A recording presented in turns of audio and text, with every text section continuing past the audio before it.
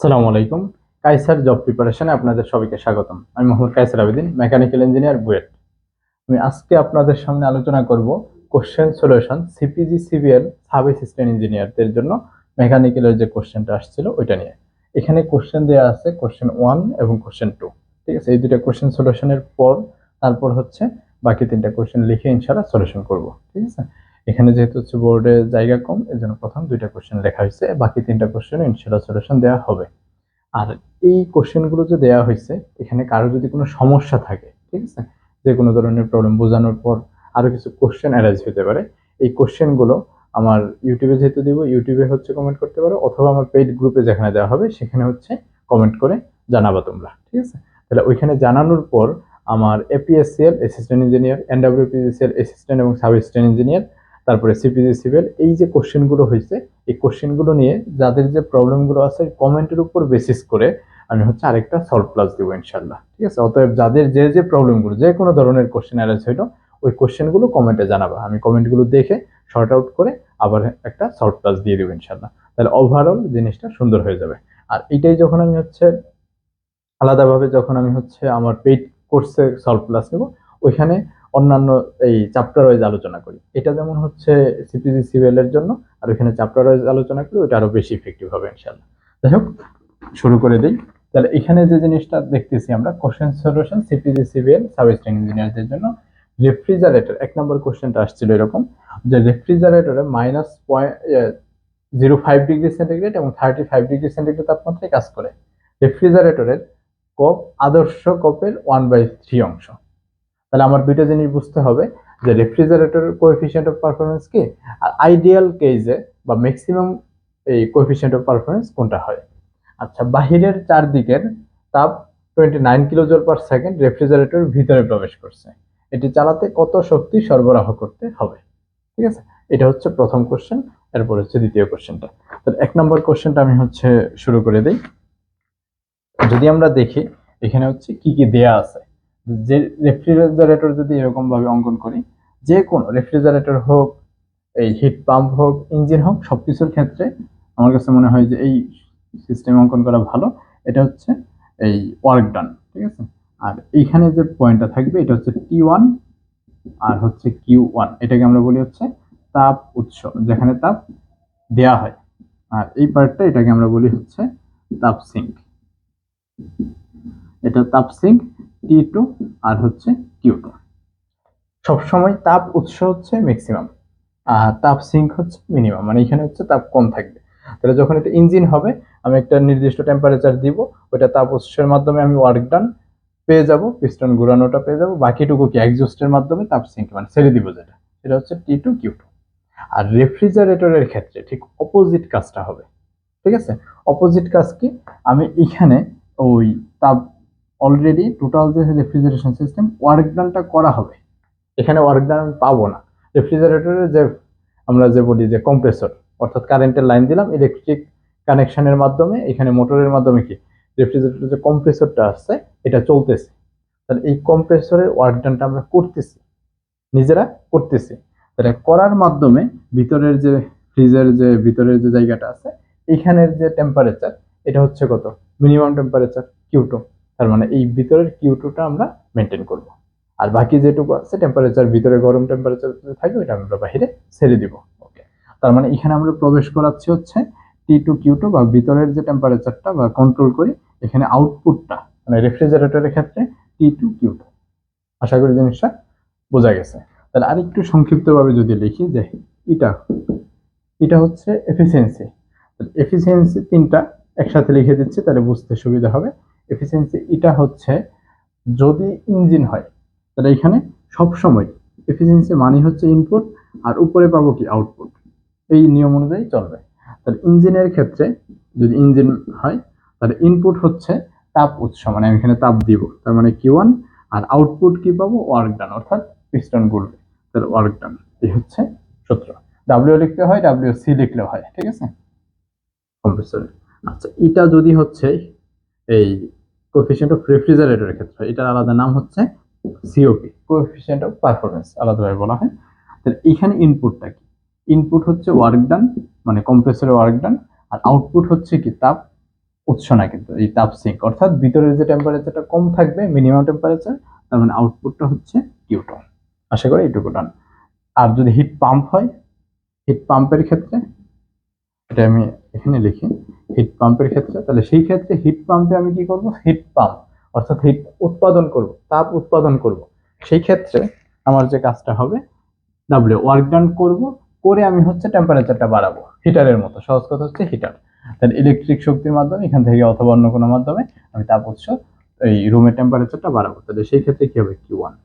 ঠিক আছে, আশা করি এটুকু বুঝতে পারছেন। তাহলে এই জিনিসটাই শর্ট আউট করে যদি লেখা হয়, তাহলে এই তিনটা সূত্র। আবার এফিসিয়েন্সির ক্ষেত্রে এটা আমার এখানেও লেখা ছিল, ওই যে সূত্রটার মধ্যে।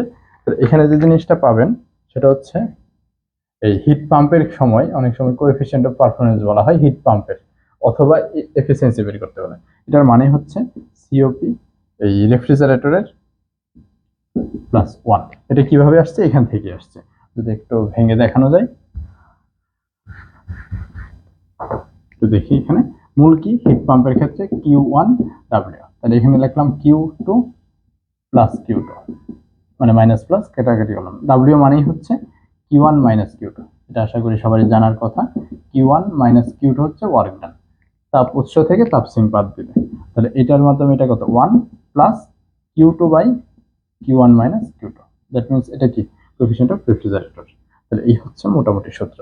তাহলে সংক্ষিপ্তভাবে যদি কোথাও সূত্রগুলো মুখস্থ রাখতে চান, মানে এখন রেফ্রিজারেটর আসছে, আরেকটা পরীক্ষাতে আপনাকে এই তাপ উৎস দিয়ে আসলো, অর্থাৎ দ্যাট মিনস এই হিট ইঞ্জিন দিয়ে আসলো বা হিট পাম্প দিয়ে আসলো, অথবা হচ্ছে হিট ইঞ্জিন দিয়ে আসলো, সেক্ষেত্রে কোনটা কি হবে, এই জিনিসগুলো আমি একটু শর্ট আউট করে লিখে দিতেছি।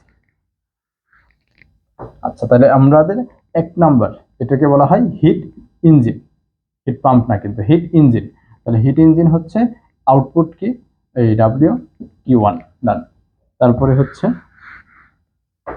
কোএফিসিয়েন্ট অফ পারফরমেন্স রেফ্রিজারেটর, বা আর না লিখলে হয় Q2/W। R coefficient of heat পাম্পের ক্ষেত্রে বা এটা দ্বারাও লেখা হয় Q1/W, অথবা সিওপি রেফ্রিজারেটর +1। এই চারটা সূত্র ভালো করে মুখস্থ রাখবেন, অর্থাৎ আমার খাতার মধ্যে যদি দেখেন এই সূত্রগুলো লেখা আছে। আচ্ছা, এই সূত্রগুলো আমি কি দিয়ে দেখাইছি, ওয়ার্ক ডান আর Q1, এই পার্টগুলো। ঠিক আছে, এই সেম জিনিসগুলোই আপনার যখন হচ্ছে টেম্পারেচার দিয়ে দেখানো হবে, ঠিক আছে, টেম্পারেচারের ক্ষেত্রে এটা হচ্ছে তাপ দিয়ে দেখানো, আর টেম্পারেচারের ক্ষেত্রে যদি দেখানো হয় ওয়ার্ক ডান মানে কি, Q1 - Q2, that means T1 - T2। R hit ইঞ্জিনের ক্ষেত্রে T1। T1 মানেই হচ্ছে, মনে রাখবেন, T1 হচ্ছে ম্যাক্সিমাম আর T2 মিনিমাম, এইভাবে মনে রাখলে সবচেয়ে সহজ। তাপ উৎস, তাপ সিঙ্ক, তাহলে এখানে কত হবে T2, আর এখানে হবে T1 - T2। আর এখানে এই যে এই জায়গা থেকে লিখবেন T1 - T2। এই হচ্ছে সূত্রগুলো।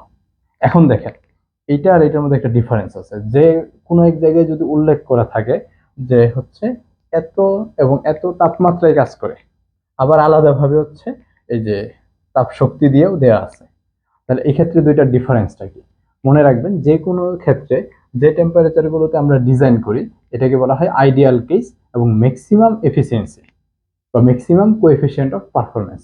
দ্যাট মিনস এই আইডিয়াল কেস অথবা কোএফিসিয়েন্ট অফ ম্যাক্সিমাম যদি বের করতে বলে, তার মানে হচ্ছে আপনি যে টেম্পারেচার দিয়ে যে মানগুলো দেওয়া থাকবে এটা দিয়ে যে মানটা বের করবেন সেটাই হচ্ছে ওই ইঞ্জিন বা পাম্পের অথবা এই রেফ্রিজারেটরের ক্ষেত্রে ম্যাক্সিমাম এফিসিয়েন্সি বা আইডিয়াল কেস বলা যায়।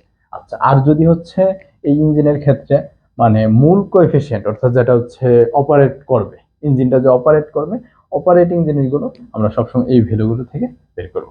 আশা করি জিনিসটা ক্লিয়ার। ওকে, তাহলে এটা হিট পাম্প সবগুলো লিখছি, কিন্তু এই মূলত এই ম্যাথটা আসছে কোন জায়গা থেকে, তখন বুঝে যাওয়ার কথা রেফ্রিজারেটর থেকে। দ্যাট মিনস এখানে আপনার দেয়া আছে কি এই তাপ উৎস দুইটা, আর সবসময় বলছি ম্যাক্সিমামটাকে T1 ধরবেন, মিনিমামটা কি T2 ধরবেন। এগুলো আগে থেকে বাসার মধ্যে প্র্যাকটিস করে সুন্দরভাবে রেডি করে যেতে হবে, ঠিক আছে, না হলে কিন্তু সম্ভব না। তাহলে 35 + 273 308 কেলভিন, আর -5 + 273 দ্যাট মিনস 268 কেলভিন চলে আসলো। তাহলে T1 T2 আপনি জেনে গেছেন। এখন আপনার কি বলছে যে আদর্শ কপের 1/3 অংশ, আদর্শ কোনটা, সিওপি আইডিয়াল, অথবা এটাকেই মনে রাখবেন, এটাকেই বলা হয় কি ম্যাক্সিমাম। তার মানে এই refrigerator maximum coefficient of performance যদি বের করতে বলতো, তার মানে ওইটা আইডিয়াল কেসে যা, সেটাই হচ্ছে ম্যাক্সিমাম। তাহলে একটু আগে কি বলছি, আউটপুট কি, রেফ্রিজারেটর মানেই হচ্ছে আপনি মনে করবেন, খালি চিন্তা করবেন যে রেফ্রিজারেটর ভিতরে কি আছে, টেম্পারেচার কম, এটা হচ্ছে তার আউটপুট, তার মানে T2।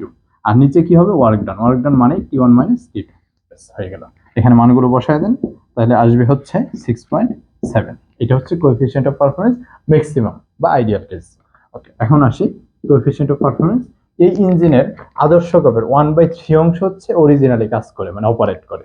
That means 1/3 into coefficient of performance ideal case অথবা ম্যাক্সিমাম। তাহলে এখান থেকে মানগুলো বসায় দেন, মানগুলো বসালে ক্যালকুলেটরে জাস্ট সরাসরি বসায় দিবেন, 2.233 এরকম আসবে, চলে আসলো। এখন এটা একটু মুছে ফেলে।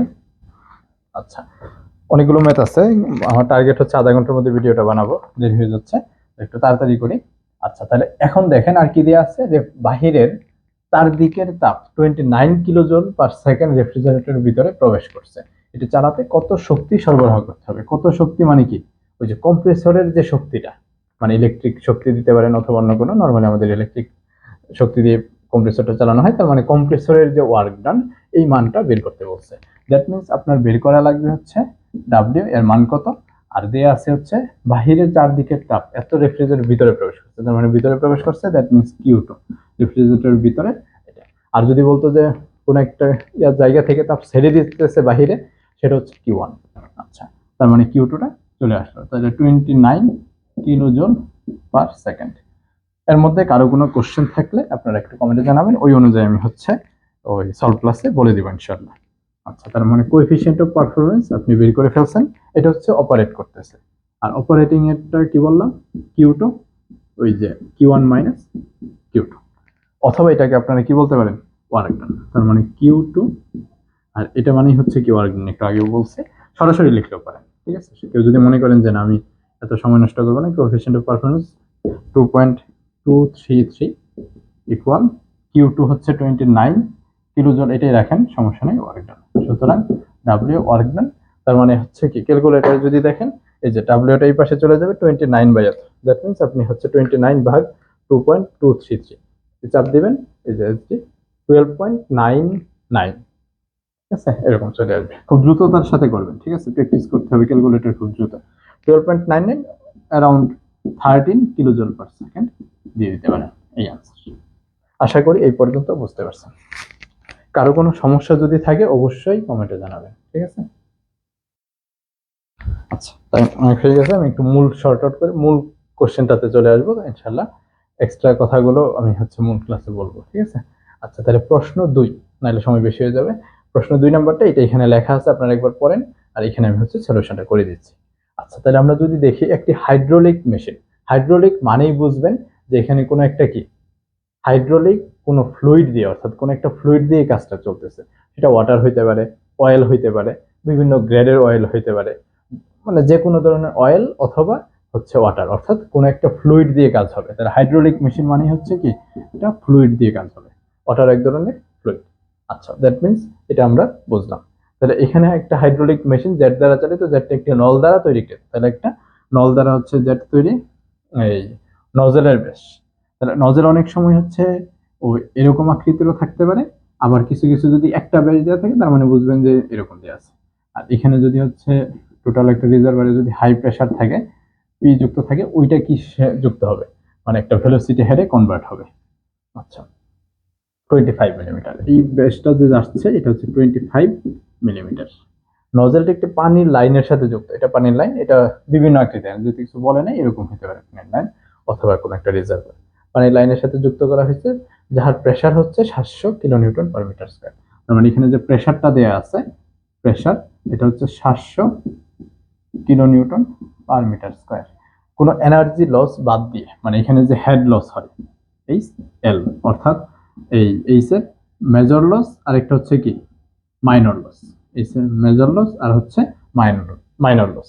তাহলে মেজর এবং মাইনর লস হবে না, কোনো এনার্জি লস হবে না, ঠিক আছে, বাদ দিয়ে ওই মেশিনে কত পাওয়ার সাপ্লাই করতে হবে, তার মানে এখানে যে মেশিনটা আছে এটার পাওয়ার সাপ্লাই কত হবে, ঠিক আছে, ক্ষমতা কত হবে। দ্যাট মিনস আপনার এখানে যদি ফ্রি এফ দেওয়া থাকতো ওই অনুযায়ী হচ্ছে কি মাইনর লস রেট বা মেজর লস রেট হিসাব করা লাগতো, কিন্তু এখানে লাগবে না। ওকে, এটা বাদ 0। আর এখানে এই ম্যাথগুলো করার ক্ষেত্রে আমার পরামর্শ থাকবে, আমি যে কাজটা করতাম চিত্র দিয়ে মোটামুটি বুঝাইছি, পরীক্ষার হলে এত কিছু করা লাগবে না, সরাসরি এই টাইপের ম্যাথে ফার্স্টে যে ভ্যালুগুলো দেওয়া আছে, মূল কথা আরেকবার বলে অনেকেই কোশ্চেন করেন যে গিভেন দ্যাট দিয়ে এই ভ্যালুগুলো অবশ্যই লিখতে হবে কিনা।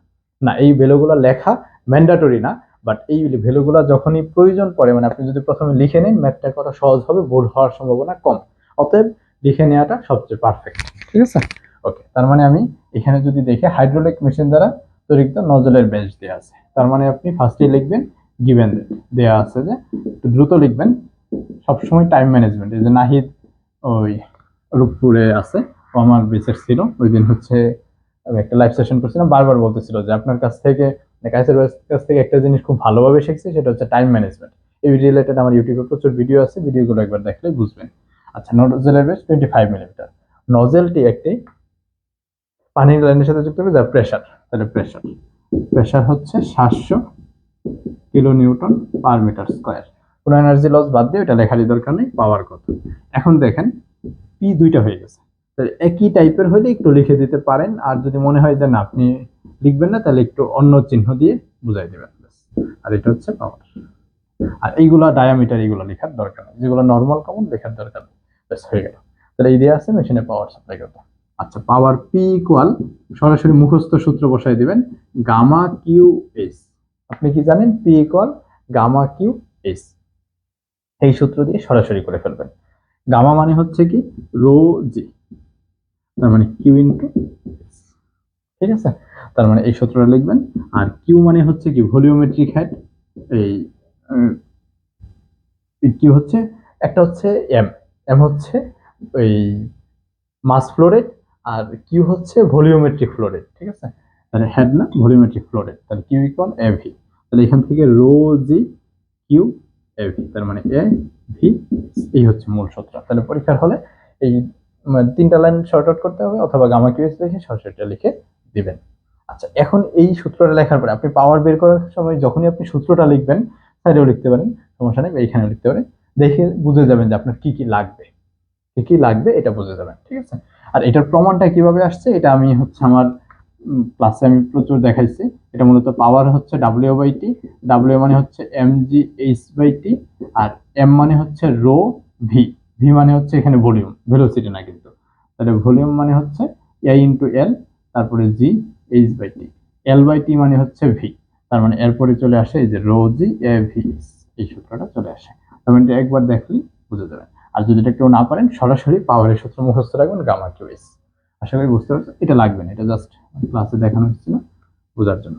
আচ্ছা, এখন আপনার লাগবে, দেখেন এখানে কোনো কিছু বলা নাই, যখনই কোথাও কোনো কিছু বলা থাকবে না যে এই টোটাল লাইনের মধ্যে, আপনি বুঝে নেবেন যে এখানে কি আছে, পানি আছে, তার মানে রো এর মান ওয়াটার ধরবেন 1000 কেজি পার মিটার কিউব। আচ্ছা, জি এর ভ্যালু, জি এর ভ্যালু মুখস্থ 9.80 ধরলেও হবে, 9.81 এমএস ইনভার্স এটা ধরলেও হবে, 9.81 আমি নর্মালি ধরে এভাবে অভ্যস্ত ইন্টারমিডিয়েট থেকে করে। আচ্ছা, এরিয়া, এরিয়া তো আপনি বুঝতেই পারতেছেন, ডি যেহেতু দেওয়া আছে, তার মানে কি pi D square by 4, pi D square by 4 অথবা পাই আর স্কোয়ার পেয়ে যাবেন, কারণ এখানে যে আছে এরকম নর্মালি থাকবে ডায়ামিটার যেহেতু, তার মানে এই যে সার্কুলারটা আছে এটা কত, এরিয়াটা পাই ডি স্কোয়ার বাই 4। আচ্ছা, ভেলোসিটি আর এইচ, প্রেসার দেওয়া আছে, আপনার ভেলোসিটি দেওয়া নাই, এইচ দেওয়া নাই, তার মানে আপনার বুঝতে হবে যে প্রেসার থেকে আপনার মানগুলো কিভাবে বের করা যায়। ঠিক আছে, এই কাজটা যদি বুঝতে পারেন তাহলে মোটামুটি দাম। আশা করি এই পর্যন্ত বুঝতে পারছেন। এখানে কারো কোনো কোশ্চেন আছে কিনা একটু কমেন্টে জানায়েন। শুরু করে দিই তাহলে। তাহলে আমরা দেখতেছি এই প্রেসার, তাহলে প্রেসার একটা সরাসরি সূত্র আছে, P equal rho G H. ঠিক আছে, রো জি এইচ, এই এইচ গুলো ক্যাপিটাল লিখলেও স্মল লিখলে হবে। ঠিক আছে, এখানে রো জি এইচ লিখলাম। তাহলে পি জানা আছে এত kilo newton per metre square, that means কত, 700 কিলো প্যাসকেল। তার মানে পরীক্ষার হলে এত লিখতে হবে না, বোঝানোর জন্য অনেকগুলো কথা এক্সট্রা ভাবে বলা প্রয়োজন হয়। 700 ইন্টু 10 কিউব প্যাসকেল। তার মানে এখানে আপনি লিখে ফেলবেন, এখান থেকে যে মানগুলো বসায় দিলেন, তাহলে এইচ এর ভ্যালু চলে আসলো পি বাই রো জি। এটা কত আসে ক্যালকুলেশনটা করে নেবেন নিজেরা, 71.36 মিটার চলে আসলো। এইচটা জানা আছে, আপনার ভেলোসিটি লাগবে। আবার ভেলোসিটি আমরা কি জানি, V square equal V naught square plus 2g H. আচ্ছা, এই একদম আদি অবস্থায় ভেলোসিটি জিরো, তার মানে আমরা সরাসরি শর্ট আউট করে একটা মুখস্থ সূত্র পড়ে নিচ্ছি, সেটা হচ্ছে V equal root over 2gh। এই ইকুয়েশনটা আসছে কিন্তু মূলত বার্নৌলিস ইকুয়েশন থেকে, অথবা মানে আমরা যখন 9-10-এ পড়ে আসি এটা শর্ট আউট করে সরাসরি সূত্র মুখস্থ করছে। কিন্তু এটার আরো কিছু বিশেষত্ব আছে, বার্নৌলিস ইকুয়েশন একই স্ট্রিম লাইনে গেলে এই মানগুলো আসে, কিন্তু সাব অ্যাসিস্ট্যান্ট ইঞ্জিনিয়ারদের জন্য দরকার নেই, আপনার সরাসরি সূত্র মুখস্থ করলেই হয়ে যাবে। তার মানে এই পার্টটা চলে আসে। তাহলে V equal root over 2gh, এখানে মান বসায় দেন 37.42 ms ইনভার্স ভেলোসিটি জানাই ফেলছেন। তার মানে আপনি কি জানেন, পি ইকুয়াল গামা কিউএইচ, মানে আমি পরীক্ষার হলে যেভাবে করতাম, গামা কিউএইচ লিখবো, গামা মানে রো জি, কিউ মানে হচ্ছে A V H. That means এখানে ভ্যালুগুলো লিখলেও হবে, না লিখলেও হবে, ঠিক আছে, আপনি আপনার মতো করে লিখে যাবেন। আর যদি লিখতে চান 1000 ইন্টু 9.81 আর পাই ডি স্কোয়ার বাই 4 আলাদা বের করার দরকার নেই, এখানে সরাসরি বসিয়ে দিবেন 25.025 স্কোয়ার বাই 4 ইন্টু ভেলোসিটি হচ্ছে ওই মানগুলো বসাবেন 37.42 ইন্টু 71.36, এই টোটাল মানটা আসবে এত। তাহলে এই টোটাল মানটা যখন বসাবেন, আমি একটু করে লিখতেছি, তাহলে পি ইকুয়াল 12858, ক্যালকুলেটরে করে এটা পাইছি, তারপরে 12.86 কিলোওয়াট, এই হচ্ছে আনসার। কিলোওয়াটে দিলেও হবে, ওয়াটে লিখলেও হবে। এখানে কারো কোনো সমস্যা থাকলে বলতে পারেন। মোটামুটি ডান। তাহলে এই 2 নাম্বার ম্যাথটাতে আপনারা দেখলেন যে কি কি দেয়া আছে, এটা দেখে আপনারা চিন্তা করবেন। পাওয়ার বের করা লাগবে, প্রেসার থেকে রো জি এইচ, আবার রুট ওভার 2gh, তার মানে এখান থেকে মূলত আগে এইচ বের করছেন, ওই এইচ দিয়ে আবার কি ভেলোসিটি বের করছেন। আরেকটা ভুল কনসেপ্ট আছে অনেকের, মানে একটা পাম্প আছে, এখানে যে এইচটা আছে, অনেকের মনে হতে পারে যে এখান থেকে এই 71.36 মিটার উপরে তুলছে মনে হয় পানিটা পাম্প। না, কোন একটা জায়গায় যদি প্রেসার থাকে, মনে করেন একটা রিজার্ভার খুব প্রেসার দিয়ে রেখে দিচ্ছেন, এখানে একটা পাইপলাইন লাগাই দেন, ওই প্রেসার হেডটাই, এগুলো আমরা হেড বলি, তাহলে ভিতরে যে প্রেসার আছে, প্রেসার থেকে যে হেডটা পাবো এটাকে বলা হয় প্রেসার হেড, ঠিক আছে। ওই প্রেসারটাই ভেলোসিটিতে কনভার্ট হবে, মানে একটা ফোর্সে বের হবে, তাহলে ওইটাকে আমরা বলি হচ্ছে ভেলোসিটি হেড। তাহলে একটা প্রেসার হেড, একটা ভেলোসিটি হেড, আর একটা হচ্ছে কি স্ট্যাটিক হেড। নর্মালি এখান থেকে একটা নির্দিষ্ট উচ্চতায় চলতেছে, এটাকে আমরা বলি স্ট্যাটিক হেড, ঠিক আছে। আর নর্মালি যদি অনেকটা জায়গায় পানির মধ্যে প্রেসার দেওয়া থাকে, এখানে এটার একটা আলাদাভাবে নাম বলা হয়, শুধু প্রেসার না, প্রেসার থেকে যে হেড পাই এই জন্য এটাকে বলা হয় প্রেসার হেড, ভেলোসিটি থেকে যে হেড পাই এটাকে বলা হয় ভেলোসিটি হেড, এই জন্য এগুলো এই প্রেসার থেকেও কি আমরা হেড বের করতেছি। যাই হোক, ওইটা এত ডিপ নলেজ না জানলে হবে, মোটামুটি আশা করি বুঝতে পারছেন। তার মানে কোনো একটা জায়গায় যদি পাম্প থাকে বা মোটর থাকে, তার মানেই আপনি মনে করবেন না যে পাম্প চালু করছেন, সামনেই পানি পড়তেছে, খুব ফোর্সে যাচ্ছে, তার মানে এই প্রেসারটা কিসে কনভার্ট হচ্ছে, ভেলোসিটি হেডে কনভার্ট হচ্ছে। এরকম না যে এই হেডটা এতটুকু উচ্চতায় তুলছে পানি, ভেলোসিটি হেডে কনভার্ট হচ্ছে। যাই হোক, এই 2 নাম্বার ম্যাথটা ডান। 3 নাম্বার ম্যাথে যাব। ওকে, তাহলে হচ্ছে আমরা দেখি প্রশ্ন 3 এবং প্রশ্ন 4, ঠিক আছে। 1 নাম্বার এবং 2 নাম্বার আশা করি জিনিসটা বুঝতে পারছেন, এছাড়া কোনো কোশ্চেন থাকলে বলবেন। এখন আমরা দেখব হচ্ছে প্রশ্ন 3 এবং 4। এই কোশ্চেনটা, 4 নাম্বার কোশ্চেনটা তুলনামূলক এই 5টা কোশ্চেনের মধ্যে সবচেয়ে কঠিন ছিল, ঠিক আছে। তারপরে আজকে কোশ্চেনটা এমনভাবে বুঝাই দিব যে এই স্প্রিংটা এখানে আছে, এই স্প্রিংটা চেঞ্জ করে যদি এই জায়গাতে দেওয়া হয় তাহলে কি হবে, বা পরিবর্তনগুলো কি হবে, ডিটেলসে আমি আলোচনা করে দিব, যাতে চেঞ্জ করে দিলেও আপনারা পারেন। আচ্ছা, এখন এটাতে আসি। 3 নম্বর কোশ্চেন অ্যাজ ইউজুয়াল খুব বেশি কঠিন না। ফার্স্টে কি বলছি, মানগুলো লিখবেন আর দেখে দেখে ম্যাথগুলো করার চেষ্টা করবেন। ওকে, তাহলে আমরা দেখি এখানে 150 মিলিমিটার ব্যাসের দণ্ডকে টেনে, তার মানে ফার্স্টে আপনারা দেখবেন যে এখানে 150 মিলিমিটার ব্যাস দিয়ে আছে, এটা হচ্ছে তার আদি ব্যাস, মানে এটা হচ্ছে মূল, তার মানে এটা হচ্ছে তার ডায়ামিটার। গিভেন দ্যাট, সবসময় গিভেন দ্যাট লিখতেই হবে এরকম কোনো কথা নাই, এভাবে লিখলেও হবে। তাহলে 150 মিলিমিটার টেনে 149.5 মিলিমিটার ব্যাসে রূপান্তর করতে, দেখেন এই কোন একটা দণ্ড আছে, মনে করেন এটা একটা দণ্ড, ঠিক আছে, যখন টান দিবেন অথবা এই দণ্ড টান দিবেন কি হবে, লম্বা হয়ে যাবে। তাহলে যখন এটা লম্বা হবে, আবার কি ডায়ামিটারটা কি হয়ে যাবে, কমে যাবে, এই টাইপের হয়ে যাবে। আশা করি জিনিসটা বুঝতে পারছেন। তার মানে আপনি যখনই এতটুকু ছিল একটা ফোর্স দিয়ে টান দিলেন, কি হয়ে যাবে, লম্বা হয়ে যাবে, লম্বা হয়ে এটা ডায়ামিটারটা কি কমে যাবে। এই জন্যই দেখেন ব্যাসের দণ্ডকে টেনে এত মিলিমিটার ব্যাসে রূপান্তর করতে। তার মানে পরবর্তীতে যে ডায়ামিটারটা হচ্ছে D1 149.5 মিলিমিটার। তাহলে ডায়ামিটারের পরিবর্তন কত, ডেল ডি, এই এটা থেকে এটা বাদ দিয়ে দেন, এটা থেকে এটা বাদ দিয়ে দেন, 0.5 মিলিমিটার। সরাসরি খালি ক্যালকুলেটারে এইগুলো পরীক্ষার হলে ভাগ মানে লেখা দরকার। 150 মাইনাস 149.5 চাপ দিবেন, দেখবেন যে 0.5 চলে আসছে। এইভাবে সরাসরি যা আসবে লিখে দেবেন। তাহলে এই দেওয়া আছে কত নিউটন বল প্রয়োগ করতে হবে, দ্যাট মিনস এফটা কত, অর্থাৎ এখানে যে ফোর্সটা ছিল এফ, দুই পাশ দিয়ে এফ ফোর্স টান দিবেন, এটা টান, আর এখানে হচ্ছে ডায়ামিটার, আর এই বরাবর যে দৈর্ঘ্যটা ছিল এল, কারণ প্রথমে ছিল এল, পরেরটা কত এল প্রাইম বা এল ওয়ান, এটা ডি বা ডি প্রাইমও লিখতে পারেন আপনার ইচ্ছা, তাহলে এল ওয়ান অথবা ডি ওয়ান ডি টু লিখতে পারেন। কিন্তু আমি সবসময় মূলটাকে ডি লিখতাম, মূলটাকে এল লিখতাম, আর বাকি অন্যটা প্রাইম অথবা ওয়ান দিয়ে চিহ্নিত করতাম। ভিডিও ঠিক আছে। তাহলে ডায়ামিটার আর এই হচ্ছে ফোর্স, কত বল প্রয়োগ করতে হবে এর ভ্যালু দেওয়া আছে। তাহলে এই জিনিসটা বুঝতে পারছেন। মূল কথার আরেকবার বলতেছি, নর্মাল একটা ডায়ামিটার ছিল, টান দিলাম, টান দেওয়ার সাথে সাথে এটার কি ডায়ামিটারটা কমে যাবে, লেন্থটা বেড়ে যাবে, ঠিক আছে। এই হচ্ছে মূল। তার মানে এর যে দৈর্ঘ্য আছে এল, একটা দৈর্ঘ্য, আর এর কি দৈর্ঘ্যের যে পরিবর্তন, এটা কি হবে এল ওয়ান থেকে এই এল ওয়ান যদি থাকে মাইনাস কি হবে এল।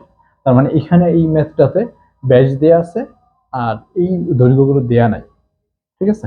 কিন্তু যদি কোনো কারণে ব্যাস না দিয়ে দৈর্ঘ্য দেওয়া থাকতো তাহলে এইভাবে বের করতাম, ঠিক আছে। আচ্ছা, তার মানে এই জিনিসটা মোটামুটি বুঝে গেছে। আর এক্সট্রা ভাবে কি দেয়া আছে, ই এর ভ্যালু দেয়া আছে, ইকুয়াল 2 × 10⁸। খেয়াল করে দেখেন কেজি পার সেন্টিমিটার স্কয়ার দেয়া আছে, এই এককটা কিন্তু চেঞ্জ করা লাগবে। আর এটাকে বলা হয় পয়জন রেশিও, এই নিউ দ্বারা প্রকাশ করা হয়, মিউ দ্বারা প্রকাশ করা হয় 0.3, যেটা দিয়ে চিহ্নিত করা আছে 0.3, এটা হচ্ছে পয়জন রেশিও। আচ্ছা, তার মানে হচ্ছে আমরা এই টোটাল ভ্যালুগুলো পেয়ে গেছি। এখানে এক্সট্রা জিনিসটা আমি একটু বলি, এর ভ্যালুটা এটার পরিবর্তন করা লাগবে এককটা। আর মূল আপনি ফার্স্টে যখন মানগুলো লিখবেন বুঝে ফেলবেন যে আলটিমেটলি এখানে কিসের ম্যাথ আসতেছে, কিভাবে ম্যাথটা করা লাগবে। দেখতেছেন পয়জন রেশিও, দ্যাট মিনস আপনার পয়জন রেশিও সূত্র বসাইতে হবে। আবার আপনি দেখতেছেন যে এর ভ্যালু, তার মানে এখানে কি এই স্ট্রেস এবং স্ট্রেন, অর্থাৎ পীড়ন এবং বিকৃতি, এই হিসাবটা নিয়ে আসতে হবে। নামাজটা শেষ, আজানটা শেষ।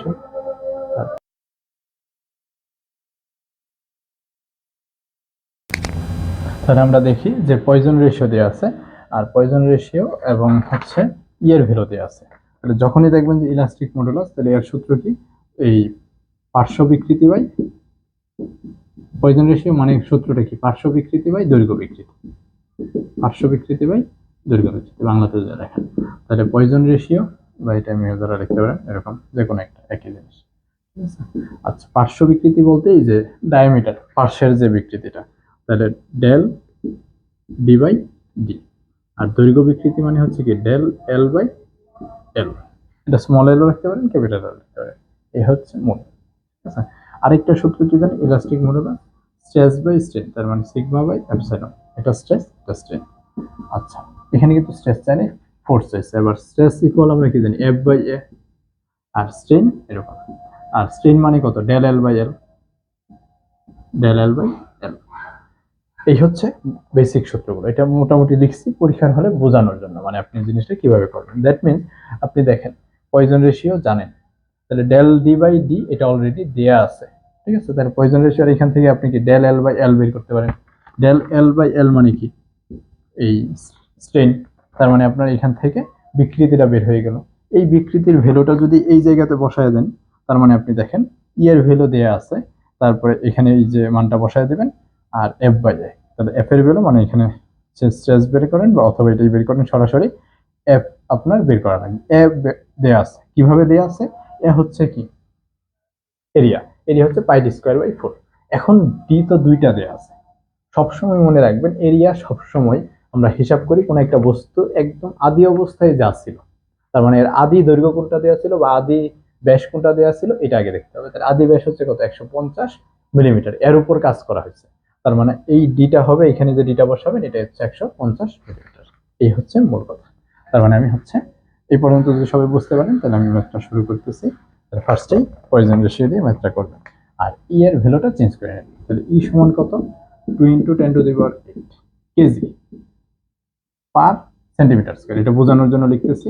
আপনি নিজে চিন্তা করেন যে 2 × 10⁸ কেজি আছে, তাহলে কেজি থেকে নিউটনে নিতে হবে, তাহলে নিউটনের নেওয়ার জন্য কত 2 × 10⁸ 1 কেজি সমান কত 9.81 নিউটন।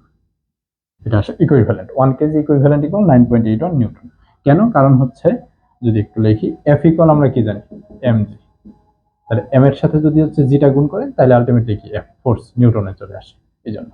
আচ্ছা ভাগ সেন্টিমিটার স্কয়ার, সেন্টিমিটার থেকে আপনি হচ্ছে এই মিটার নেবেন, তাহলে 10⁻⁴, তার মানে এখান থেকে মানটা বসায় দেন, আসবে হচ্ছে 1.962 × 10⁻13 newton per metre square. Newton per metre square মানে কি এত প্যাসকেল, প্যাসকেলও লিখতে পারেন বা নিউটন পার মিটার স্কয়ার লিখতে পারেন।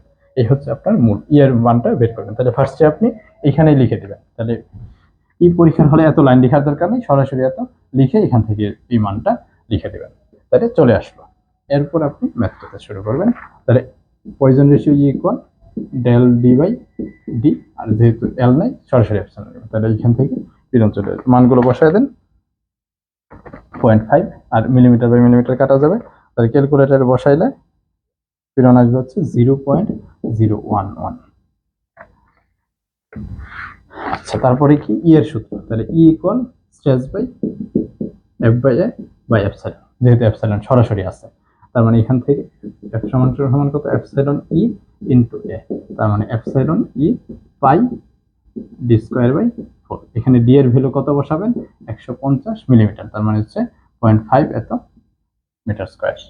এখান থেকে মানটা সরাসরি বসায় দেন ক্যালকুলেটরে, দ্রুত বসায় দিলে পাবেন ফোর্স 3.814 × 10⁹ নিউটন। নিউটনে চলে আসলো। এই হচ্ছে মূল কথা। আশা করি সবাই বুঝতে পারছেন। কারো কোনো সমস্যা থাকলে বা কোনো ধরনের প্রবলেম থাকলে আমাকে কমেন্টে জানাবেন। যেহেতু সময় কম একটু দ্রুত করলাম। প্রশ্ন 4 নাম্বার। আচ্ছা 4 নাম্বার কোশ্চেনটা একটু ভালোভাবে বুঝতে হবে।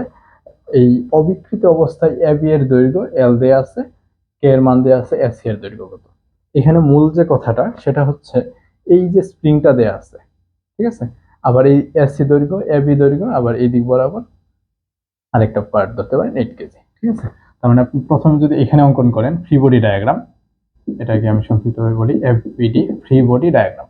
কারণ এখানে একটা সি পয়েন্ট এখান থেকে দেয়া আছে, এই জায়গাতে হচ্ছে একটা এ পয়েন্ট দেয়া আছে, এখানে হচ্ছে স্প্রিং, এখানে হচ্ছে বি পয়েন্ট, আর এই জায়গাতে আপনার 8 কেজি যোগতেছে। তাহলে 8 কেজি যখন একদম ফার্স্টে স্প্রিংটা নর্মাল ভাবে আছে, তাহলে স্প্রিংটা অবিকৃত অবস্থায়, মানে এখন আমি কোনো কিছু ঝুলাই নাই, নর্মাল একদম নর্মাল ভাবে আছে, যখন টান দিব স্প্রিংটা কি প্রসারিত হবে, ঠিক আছে।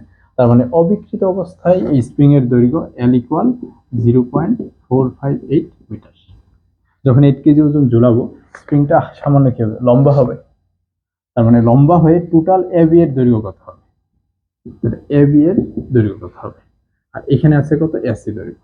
আর এই বরাবর যদি আপনি চিন্তা করেন এখানে একটা পয়েন্ট ধরেন সি প্রাইম, আর এই জায়গা থেকে কেন ধরলাম এখান থেকে এই পর্যন্ত আপনার মান দেওয়া আছে 2 মিটার, দেখেন 2 মিটার, সি পয়েন্ট থেকে বি পয়েন্ট পর্যন্ত 2 মিটার, তাহলে এই সি থেকে বি পর্যন্ত 2 মিটার, এটুকু হচ্ছে এবি দৈর্ঘ্য, এটা এসি দৈর্ঘ্য, এটুকু কত এসি প্রাইম, ঠিক আছে। আর এই ভ্যালুটা হচ্ছে 30 ডিগ্রি। মানে কোন ম্যাথটা কিভাবে করতে হবে ফার্স্টে দেখেই আপনার যাতে ওই ভিজুয়ালাইজেশন চলে আসে, এই ম্যাথটা এইভাবে করতে হবে। তাহলে এবি এর জন্য অবিকৃত দৈর্ঘ্য হচ্ছে এল দেয়া আছে, মানে এটা এখনো প্রসারিত হয় না, নর্মাল ভাবে ছিল। যখন 8 কেজি ওজন ঝুলাই দিলেন আরেকটু কি হলো, আপনি নর্মালি একটু চিন্তা করেন যে একটা স্প্রিং আছে, একটু ঝুলাই দিলেন এটা কি লম্বা হবে, তাহলে এটা লম্বা হয়ে এবি এর দৈর্ঘ্য হবে এল প্লাস এই যে এই স্প্রিং এর কারণে যতটুকু প্রসারিত হবে তার দৈর্ঘ্যটুকু যোগ করে দিবেন, তাহলে এক্স হচ্ছে প্রসারণ, তাহলে স্প্রিং এর প্রসারণ এক্স এর মান। তাহলে এবি এর দৈর্ঘ্য যদি আপনি পেয়ে যান, এবি এর দৈর্ঘ্য পেয়ে গেলেন, আপনার মূলত বের করতে বলছে কি এসি এর দৈর্ঘ্য কত নির্ণয় করা। এসি বলতে কি এই মানটা, তাহলে এসি এর দৈর্ঘ্য আপনি নির্ণয় করবেন। তাহলে এসি দৈর্ঘ্য যখন নির্ণয় করতে যাবেন আপনার মূলত এই পার্টটার জন্য, আর অন্যভাবে যদি চিন্তা করেন এর একটা ত্রিভুজের মতো হয়ে গেল, তাহলে এর জন্য আপনার দরকার কত এসি প্রাইমের দৈর্ঘ্য। তাহলে এসি প্রাইমের যদি দৈর্ঘ্য যদি জানেন তাহলে cos 30 ডিগ্রি সূত্র দিয়ে এসি বের করে ফেলতে পারবেন। তার মানে আপনার লাগবে কি এসি প্রাইমের দৈর্ঘ্য, তার মানে এসি প্রাইম কত হবে, এই এসি প্রাইমের দৈর্ঘ্য কত হবে, এসি প্রাইমের দৈর্ঘ্য হচ্ছে এইখান থেকে এই পর্যন্ত টোটাল যদি 2 মিটার হয়, মিটার থেকে যদি এবির দৈর্ঘ্য বাদ দিয়ে দেন তাহলে কি এসির দৈর্ঘ্য পেয়ে যাবেন এসি প্রাইমের, তার মানে হচ্ছে 2 মাইনাস এবি এর দৈর্ঘ্য। জিনিসটা বুঝতে পারছেন কিনা, এবি এর দৈর্ঘ্য। তারপরে আপনি সূত্র বসাবেন কি, cos 30 ডিগ্রি ইকুয়াল, যে cos 30 ডিগ্রি এখানে 30 ডিগ্রি ইকুয়াল ভূমি বাই অতিভুজ, ভূমি কত এসি প্রাইম, বাই হচ্ছে অতিভুজ, অতিভুজ কোনটা এসি, তার মানে cos 30 degree equal AC prime by AC. এই হচ্ছে মূল ইকুয়েশন বা সূত্র। এখান থেকে এসি প্রাইম বের করে ফেললেন, এসি এর সূত্র, এখান থেকে এসি এর দৈর্ঘ্য চলে আসলো। আশা করি জিনিসটা বুঝতে পারছেন। তার মানে জিনিসটা ধাপে ধাপে আগাচ্ছে, বেসিকটা ক্লিয়ার থাকলে আপনি যে কোনো ভাবে চেঞ্জ করে দিতে পারবেন। এখন বলতে পারেন তাহলে আমি মূলত এই ম্যাথটা যে এত জটিল মনে হলো তাহলে কেন, মূল কারণটা হচ্ছে আপনার লাগবে কি এবি এর দৈর্ঘ্য, এবি এর জন্য দরকার কি এক্স এর মান, তাহলে এক্স এর মান যখন বের করতে যাবেন এক্স কই থেকে পারবেন স্প্রিং থেকে, তাহলে স্প্রিং এর যে সূত্র ওইটা আমরা জানি এফ ইকুয়াল কে এক্স। এখন বলতে পারেন যে আমি তো এই সূত্রটাই ভুলে গেছিলাম, কে ইন্টু এক্স নাকি কে বাই এক্স এরকম, এটা বের করার এই সূত্র থেকে অনেক সময় মানে ভুলে গেলে এটা একটা শর্টকাট টেকনিক বলতে পারেন, মানে আমি নিজে মনে রাখতাম 300 নিউটন পার মিটার স্কয়ার দেওয়া আছে, মিটার ইনভার্স দেওয়া আছে। এটার মানে কি, মানে হচ্ছে এই 300 নিউটন, নিউটন বাই মিটার, তার মানে হবে কত ফোর্স, এই যে ফোর্স, আর মিটার ইনভার্স, মিটার ইনভার্স মানে কি নিচে, দ্যাট মিনস এরকম না, নিউটন বাই মিটার, তার মানে কত ফোর্স বাই এক্স, তার মানে এফ কে ইকুয়াল কত হবে এফ বাই এক্স, তাহলে এফ ইকুয়াল কত কে এক্স, এটা। তার মানে আপনি একক দেখে সূত্রগুলো লিখে ফেলতে পারবেন। তার মানে আরেকটু সংক্ষিপ্তভাবে যদি বলি, সরাসরি যখন পরীক্ষার হলে দেখলেন কে, তার মানে কে সমান সূত্র ভুলে গেছেন, তার মানে এখানে কি দেওয়া আছে নিউটন বাই মিটার, তার মানে নিউটন মানে ফোর্স, মিটার মানে হচ্ছে বিকৃত দৈর্ঘ্য, তার মানে K equal F by x. ওকে, তার মানে দেখেন কে এর ভ্যালু দেয়া আছে, এফ এর ভ্যালুটা আপনার লাগবে। এখন এফ এর ভ্যালু কোনটা, এ সি বরাবর 8 কেজি ঝুলানোর পরে যে আমি লামির সূত্রটা বসাবো, বসাই হচ্ছে এসির দৈর্ঘ্য বরাবর ফোর্সের মান বের করব নাকি এবি এর ফোর্সের মান বরাবর বের করব, ঠিক আছে। এইটা বুঝতে হবে, স্প্রিংটা লাগানো হচ্ছে এবি পোর্শনে, তার মানে এবি এর যে ফোর্সটা হবে মানে টান বল, ওই টান বলটাই মূলত কি এই স্প্রিং এর ফোর্স হবে। আর যদি এসি এর স্প্রিং ফোর্স হইতো তাহলে এখানে স্প্রিংটা লাগানো থাকতো, তাহলে স্প্রিংটা যদি চেঞ্জ করে পরীক্ষা হলে আমি যখন ম্যাথ দিব বা আমি যখন এই যে পেড কোর্সে যে ক্লাসগুলো মানে এক্সামগুলো নিব, এক্সামে আমি এটা চেঞ্জ করে দিলাম, এটা নর্মাল দিয়ে এখানে স্প্রিং দিয়ে দিলাম, এখন মানটা চেঞ্জ করে বললাম যে আপনি এসি এর দৈর্ঘ্য বা এবি এর দৈর্ঘ্য বের করেন, তখন দেখবেন যে এই দৈর্ঘ্যটা বের করা লাগবে। আশা করি জিনিসটা বুঝতে পারছেন, ওই বরাবর ফোর্সের কাজটা নেবেন, তার মানে স্প্রিং যেখানে থাকবে ওই স্প্রিং বরাবর যে টান বলটা এটা লাগবে। আর এটাই হচ্ছে এফ মানে কত তাহলে টান বল এফ, মানে এই টান বল এবি বরাবর যে টান বলটা সেটাই হচ্ছে তার স্প্রিং এর দৈর্ঘ্য। তার মানে এই যে মানে ফ্রি বডি ডায়াগ্রাম থেকে ফার্স্টে এই এবি বরাবর ফোর্সটা বের করবেন, ফোর্সটা চলে আসলো, এখান থেকে আপনার কি কে এর মান জানা আছে, এক্স এর মান চলে আসবে, এই এক্স এর ভ্যালুটা এই জায়গাতে বসাবেন, এল এর সাথে যোগ করে দিবেন, আর তাহলে এবির মান পেয়ে গেছেন, তাহলে 2 থেকে এবি বাদ দিয়ে দিলেন এসি প্রাইম, তাহলে AC prime by AC, AC কোনটা এই যে এইটা, তার মানে cos 30 এখান থেকে এসি এর মান চলে আসলো। আশা করি জিনিসটা বুঝতে পারছেন, কারো কোনো কোশ্চেন থাকলে বলতে পারেন বা কমেন্টে জানাবেন, ঠিক আছে। এটা তো লাইভ নিচ্ছে না, এখন রেকর্ড করতেছি, যাই হোক।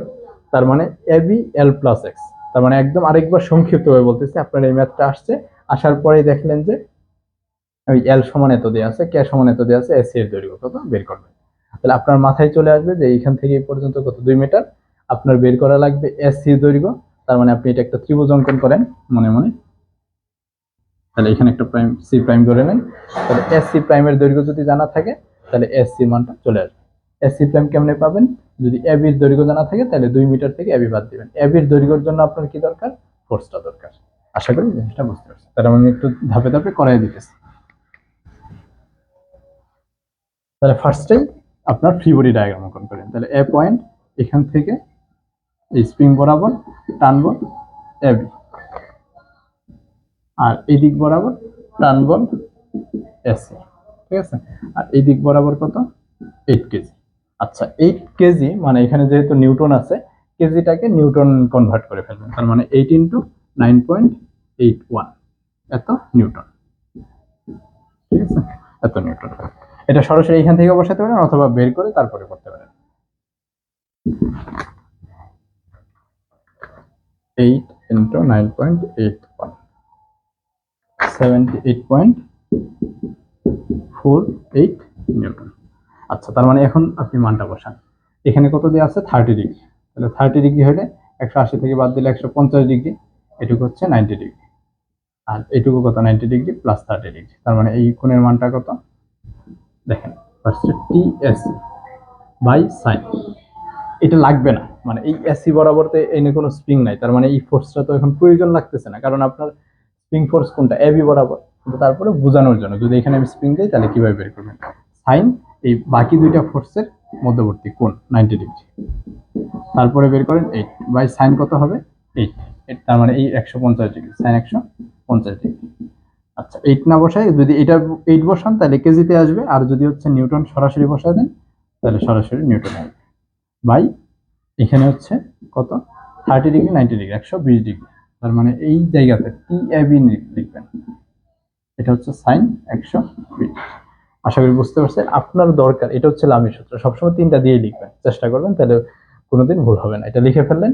এখন দেখেন আপনার দরকার টি এ বি, তাহলে এটা এই পোর্শনটা করার দরকার নেই, এইভাবে লিখে রাখবেন, সুতরাং দিয়ে টি এ বি লিখে রাখবেন, বের করেন। তাই ক্যালকুলেটর চাপলেই আনসারটা পেয়ে যাবেন। টি এ বি এর ফোর্স হবে এই 135.93 নিউটন।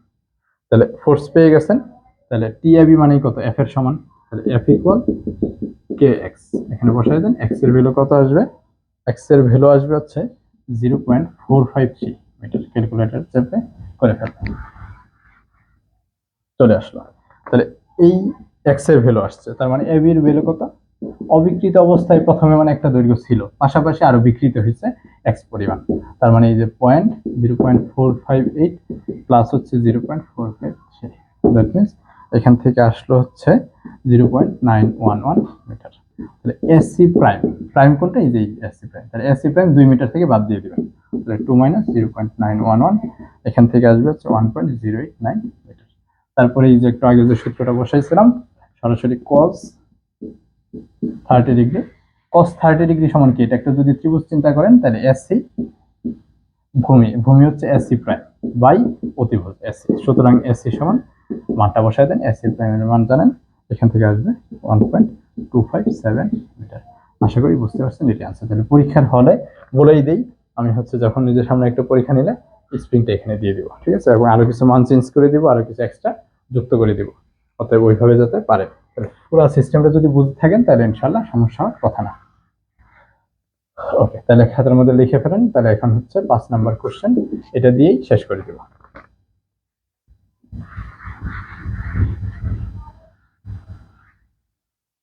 আচ্ছা, এই 5 নাম্বার কোশ্চেনটাতে কি আছে?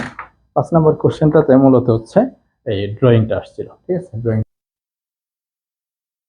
আচ্ছা, তাহলে 5 নাম্বার ড্রয়িং, এটা ছিল হচ্ছে মূল ড্রয়িংটা। আমি হচ্ছে সংক্ষিপ্তভাবে, যদি বলা হয় যে ড্রয়িংটির নির্দিষ্ট পরিমাণ ভিউগুলো অঙ্কন করুন, তার মানে আপনার 3টা ভিউ অঙ্কন করে দেখাতে হবে, ঠিক আছে। আর এইভাবে যেহেতু দেয়া আছে, মনে করেন এটা একটা ড্রয়িং, এইভাবে দিলে একরকম, এইভাবে যেহেতু এটা দেয়া আছে এরকম, তাহলে বুঝে যাচ্ছেন যে এই পাশটা হচ্ছে সুন্দরভাবে দেখা যাচ্ছে, এই পাশটা দেখা যাচ্ছে, ঠিক আছে, আর উপর থেকে দেখা যাচ্ছে। তাহলে যেহেতু এই পাশেরটা ডান সাইডেরটা, তার মানে এটাকে কি ধরবেন? Right hand side. আর এই পাশ থেকে যেটা দেখতেছেন এটাকে ধরবেন হচ্ছে কি ফ্রন্ট। আর উপর থেকে যেটা দেখতেছেন এটা হচ্ছে কি টপ ভিউ। এই হচ্ছে মূল কথা। তাহলে top view, front view, right hand side view, ঠিক আছে, এটা আপনার বুঝতে হবে। আশা করি পর্যন্ত বুঝতে পারছেন। আচ্ছা, যে কোনো জিনিস আমরা যখন দেখব ফ্রন্ট থেকে, এখান থেকে দেখতেছি, তাকাচ্ছি, তাকানোর পরে দেখবেন এটা চাপ দিলে কি হয়, চাপ দিতেছেন কিরকম দেখা যাচ্ছে, এটা চাপ দিতেছেন কিরকম দেখা যাচ্ছে। উপর থেকে এটা দিয়ে এই বরাবর চাপ দিলে কেমন হয়? এখানে গিয়ে আবার কার্ভ হয়ে যাবে না, কিন্তু উপর থেকে দেখলে বরাবর দেখা যাবে, বরাবর, তার মানে বরাবর গিয়ে লাইনটা শেষ হবে। এখান থেকে দেখতেছেন এইটা বরাবর, এটা ওই যে কার্ভটা যে আছে এটা না, চাপ দিলে কি হবে? বরাবর দেখা যাবে, তার মানে লম্বা লম্বি লাইনগুলো হবে, এখানে কার্ভ আকৃতির আসবে না। এই জন্য আমরা যখনই কোনো ড্রয়িং অঙ্কন করব, top view, front view, right hand side view, দেখবেন যে কার্ভ খুব কমই আসতেছে, বৃত্তটা আসবে। আর যদি এই সাইডে এইখান থেকে তাকাইলে এই কার্ভটা পুরোপুরি বোঝা যাচ্ছে ফ্রন্ট থেকে, তার মানে শুধুমাত্র এই কার্ভটা আসবে। জিনিসটা বুঝতে পারছেন? এখানে একটু উদাহরণ দিই, এটা মনে করেন আছে, এটা কিন্তু একটা গোলাকৃতি, কিন্তু আপনি যখন এই সামনে থেকে এইভাবে দেখতেছেন, ঠিক আছে, এই জিনিসটা এখান থেকে দেখতেছেন, তার মানে আপনার এটা যদি একদম চ্যাপ্টা আকৃতির মনে করেন, এরকম মনে করেন, তাহলে এই বরাবর একটা লাইন পাবেন, এই যে দেখেন এই বরাবর, তাহলে এই বরাবর একটা লাইন, এই বরাবর, এই বরাবর, এই বরাবর, তার মানে কি এরকম একটা লাইন পেলেন, এই যে এই বরাবর এই যে এটা, তার মানে কোনো কার্ভ কিন্তু দেখা যাচ্ছে না সরাসরি এরকম। এখানে একটা এটা বাড়তি, তার মানে এটা কিন্তু কার্ভ হবে না, তার মানে দেখে দেখে অঙ্কন করতে হবে এটা। এখানে একটা দেখেন হোল আছে, হোলটা এখান থেকে দেখলে কি দেখা যাচ্ছে না, তার মানে কি সেন্টার লাইন বরাবর যাবে, ডটেড লাইন হবে যেহেতু দেখা যাচ্ছে না। ব্যাস, তার মানে এটা মূলটা সেন্টার লাইন আর উপরে নিচে এখান থেকে যদি দেখেন এটার উপরের বরাবর, আর এটা দেখা যাচ্ছে না যেহেতু ডটেড লাইন, এটা অঙ্কন করে ফেললাম এরকম দেখে। তার মানে এই ভিউগুলোই আপনি একটু কল্পনা করে অঙ্কন করবেন, তাহলে জিনিসটা হয়ে যাবে। ঠিক আছে, ওকে। তার মানে এই ভিউটাই আমি হচ্ছে ফ্রন্ট সাইড, টপ সাইড থেকে যদি দেখি টপ ভিউটা, ঠিক আছে, এখানে একটু অঙ্কন করি ছোট করে যেহেতু জায়গা কম মনে হচ্ছে। তাহলে টপ সাইড থেকে এখান থেকে যেহেতু ফ্রন্ট, তার মানে টপটা এরকম ভাবে ঘুরাই দিবেন, তার মানে সোজা করে অঙ্কন করবেন, এরকম আকৃতি হবে। আশা করি জিনিসটা বুঝতে পারছেন, যে এই বরাবর ফ্রি হ্যান্ড আরেকবেন, এই যে এই পার্টটা এটা হচ্ছে এই বরাবর, এটা আসতেছে, এটা কিন্তু কার্ভ আকৃতি হবে, উপর থেকে দেখলে সোজা, মানে এই বরাবর লাইনটা, তার মানে এই বরাবর এখানে একটা হোল আছে দেখা যাচ্ছে না, তার মানে এইভাবে চাপ দিলে কি এটা একটা সেন্টার লাইন পাবে, তাহলে এই হচ্ছে সেন্টার লাইন। তাহলে তারপরে ব্যাস, তাহলে এটা পেয়ে গেছে। এখান থেকে দেখেন এই জায়গা থেকে যখন দেখবেন উপর থেকে এই মানে মাঝখানে কাটার কিন্তু দেখা যাচ্ছে না, তার মানে এই বরাবর একটা কি এখানে একটা লাইন পাবে এটার জন্য, তাহলে এটা হচ্ছে এই বরাবর। তাহলে আমরা এই জিনিসটা শিখে ফেলবো, তাহলে যে কোনো জায়গাতে আমরা ড্রয়িং করে এভাবে অঙ্কন করে ফেলবো। তাহলে এটা হচ্ছে টপ ভিউ। ফ্রন্ট ভিউটা যদি দেখেন, ফ্রন্ট ভিউটা এখান থেকে দেখছেন, তাহলে এই জায়গাটা এটাও কিন্তু দেখা যাচ্ছে, দ্যাট মিনস ফ্রন্ট ভিউটা হবে, পরীক্ষার হলে যদি জায়গা পান তাহলে টপের নিচে ফ্রন্ট, সামনে রাইট হ্যান্ড সাইড, আর জায়গা না পেলে এক এক জায়গায় অঙ্কন করলেও সমস্যা নাই। তাহলে এটা এরকম, এটা এই ড্রয়িংটাতে মনে হচ্ছে এটা একটু সামান্য বেশি, তার মানে একটু বেশি দিতে, ঠিক আছে। আমি যে ড্রয়িংটা পাইছি এখান থেকে বললাম, ঠিক আছে। তাহলে এই বরাবর, আর এইটা দেখেন সোজা এসে এই কার্ভটা কিন্তু দেখা যাচ্ছে এই সাইড থেকে, তার মানে এরকম সোজা আসবে, সেন্টার লাইন গিয়ে এখানে একটা হবে। তাহলে এই বরাবর অঙ্কন হয়ে গেল। তাহলে এটা, আর এই সাইড থেকে যদি দেখেন রাইট হ্যান্ড সাইড ভিউ, তাহলে এই হোলটা কিন্তু এই ফাঁকা জায়গাটা দেখা যাচ্ছে এই বরাবর, কিন্তু হোলটা দেখা যাবে না, তার মানে এই পার্টটা ঠিক আছে। এখানে যদি দেখেন এরকম, মানে এই পার্টটা দেখা যাচ্ছে এই সাইড থেকে। আর এটা কি ফার্স্টে বলছে চ্যাপ্টা আকৃতি চিন্তা করলে হোল টাইপের এই বরাবর, আর এই হোলটা দেখা যাচ্ছে না, কিন্তু শুধুমাত্র এই পার্টিশনে আছে, মানে এই পার্টিশনটাতে, ঠিক আছে। তার মানে এটা হচ্ছে সেন্টার বরাবর, আর এটা হোলটা মোটামুটি এর বরাবর, তাহলে এখানে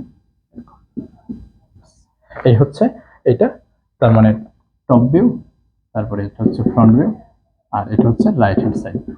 এইভাবে করে অঙ্কন করে ফেলবো। আশা করি জিনিসটা বুঝতে পারছেন। কারো কোনো সমস্যা হলে ওই কমেন্টে জানাবেন। এই যে ভিউগুলো বললাম, এটা মোটামুটি আপনি আপনার মতো করে অঙ্কন করলে সুন্দরভাবে হয়ে যাবে। আর এই টাইপের এটা মোটামুটি আরো ওই ভিডিওতে মানে সরাসরি একদম এই কম্পিউটারে যদি দেখানো যায় সেটা আরো সহজ হয়। এই জন্য আমি হচ্ছে ড্রয়িং এর ক্লাসগুলো কম্পিউটারে একদম ধরে ধরে অঙ্কন করানোর বা বোঝানোর, ঘুরে দেখাইলে বুঝতে সুবিধা হবে, ওইরকম হচ্ছে করছে ক্লাসগুলোতে। ইনশাল্লাহ নর্মাল ক্লাসও আছে, আর ওই ক্লাসগুলো ইনশাল্লাহ নেওয়া হবে, ঠিক আছে, নেওয়া হচ্ছেও। সামনে যে মানে ড্রয়িং যখন পড়াবো তখন এই ক্লাসগুলো নেওয়া হবে। আর নর্মালি হচ্ছে এই টাইপের ধরে ধরে অঙ্কন করে দেওয়া আছে। আইসোমেট্রিক ভিউটা খুব ভালোভাবে হচ্ছে কিভাবে প্র্যাকটিস করতে, যেমন এই জিনিসটা যে আমি অঙ্কন করলাম মোটামুটি একটা শেপে চলে আসছে, আপনারা যদি অঙ্কন করতে দেন দেখবেন যে মোটামুটি হচ্ছে না, এটা খুব দ্রুত অঙ্কন করছে, মানে আমি জাস্ট ভিডিওটা অন অফ করে 1 মিনিটের মতো অঙ্কন করছি। তাহলে এইগুলো যদি আপনি এখান থেকে অঙ্কন করতে চান, কিভাবে অঙ্কন করবেন এই প্র্যাকটিসগুলো আমার হচ্ছে ক্লাসগুলো করলে খুব ভালোভাবে বুঝতে পারবেন, ইনশাল্লাহ পেড কোর্সে আছে। যাই হোক, সবাই এই পুরো ভিডিওটা সুন্দরভাবে দেখবেন। আর আমার বর্তমানে রানিং বেস আছে অ্যাডভেঞ্চার বেস 3.0 আর 2.0, সাব অ্যাসিস্ট্যান্ট ইঞ্জিনিয়ার এবং অ্যাসিস্ট্যান্ট ইঞ্জিনিয়ার দুইটার জন্যই হচ্ছে আলাদা আলাদা কোর্স আছে। আর যারাই ভর্তি হবেন তাদের ডিপার্টমেন্টাল এবং নন ডিপার্টমেন্টাল ফুল ক্লাসও পাবেন, পাশাপাশি এক্সাম দিতে পারবেন। ডিপার্টমেন্টাল বেশি ক্লাস পাবেন, আর নন ডিপার্টমেন্টাল ক্লাসগুলোও পাবেন, পাশে গাইডলাইন পাবেন, পাশাপাশি এক্সামগুলো অনেক বেশি পরিমাণে দিতে হবে, ঠিক আছে। আর ডিপার্টমেন্টালের উপরও এই টপিকের এক্সামগুলো হচ্ছে, তার মানে আপনারা ফুল কোর্সটাই ইনশাল্লাহ খুব মানে সহজেই ভর্তি হয়ে পুরো ফুল কোর্সটা প্যাকেজটাই হচ্ছে পেয়ে যাচ্ছেন। তাহলে খুব দ্রুত এটা করে আপনি বারবার প্র্যাকটিস করবেন, তবে পড়াশোনা আপনার কাছে। আমার এখানে ভর্তি হইলেন, আপনি নিজে পরীক্ষা দিবেন না, ক্লাস করবেন না, তারপরে মনে করবেন বলবেন যে হচ্ছে কাইসার ভাই এখানে ভর্তি হয়েছে, স্যার এখানে ভর্তি হয়েছে, আলটিমেটলি কোনো লাভ হয় না। এটা না, আপনি নিজে যদি পরিশ্রম করেন তাহলে অবশ্যই সম্ভব। পরিশ্রমটা আপনার কাছে, আর গোছানো বা গোছায়া দেওয়ার দায়িত্ব হচ্ছে আমাদের। ভালো থাকবেন। আল্লাহ হাফেজ। আসসালামু আলাইকুম ওয়া রাহমাতুল্লাহ।